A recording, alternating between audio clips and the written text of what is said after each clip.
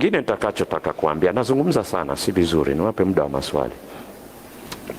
Kanisa hili haliongozwi na kichwa kimoja.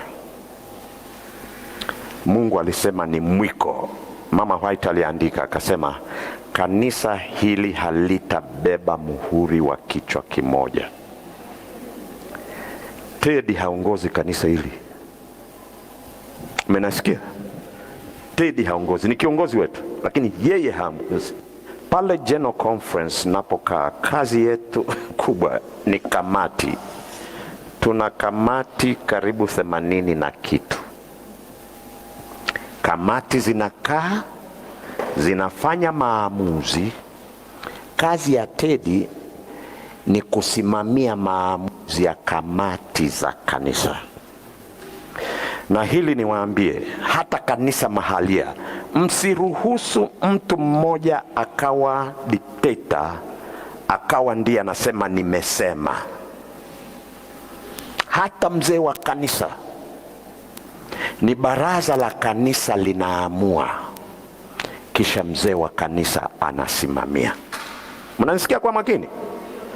Mkikosea kanisa liongozwe na mtu, tumekuwa cult. Yule mtu akikengeuka anabeba kanisa, akikengeuka tu anabeba kanisa. Kanisa la Mungu halikuwekwa kwa mtu, limewekwa kwa washiriki. Wala kanisa la Mungu halikuwekwa kwa wachungaji. Najua wachungaji wengine wataumia kusikia hili, huenda. Kanisa limewekwa kwa washiriki, na wachungaji ni washiriki. Tunapokaa kwa pamoja, tukajadiliana, tukaamua, Mungu amesema. Na ndio maana kanisa la Mungu litakuwa salama. Tukikiuka hapo, mtaniambia. Kwa hivyo nalisema kwa mkazo, ili ninyi mfahamu kanisa linavyoongozwa. Na mkipata sauti moja inajitokeza sana, nuseni kuna hatari inatokea. Sauti ya kanisa na iwe sauti ya kanisa, si ya mtu mmoja. Yeah.